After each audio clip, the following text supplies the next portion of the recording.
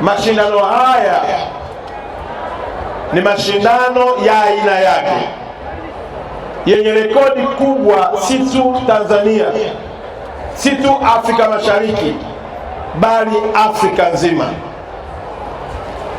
Nikiwa kama waziri mwenye dhamana, leo asubuhi nilimjulisha Daktari Samia Suluhu Hassan ya kwamba nimealikwa kuwa mgeni rasmi kwenye Kili Marathon. Inaitwa International Kili Marathon. Ina watu wengi na wametoka mataifa mengi, na wafadhili hawa wamefanya kazi zaidi ya miaka 24 wakiwashika mkono. Na nikamwambia Mheshimiwa Rais Daktari Samia, yalianza kidogo kidogo, sasa yanaingia kwenye rekodi ya nchi 68 duniani zinakuja Kilimanjaro, Tanzania.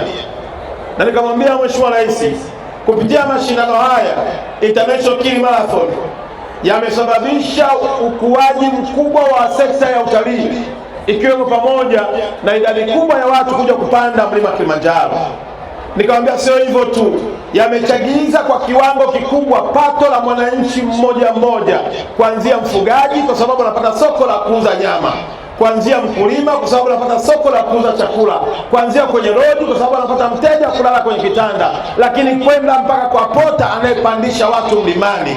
Daktari Samia ameniagiza mambo matatu yafuatayo.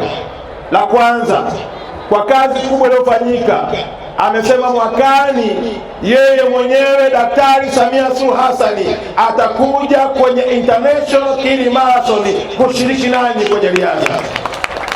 Lakini jambo la pili, Daktari Samia amesema mwakani atatoa fedha taslimu kwa ajili ya zawadi ya wanayoshinda zaidi ya milioni 100 kuhakikisha kwamba zinakwenda kwa watu wanaoshiriki.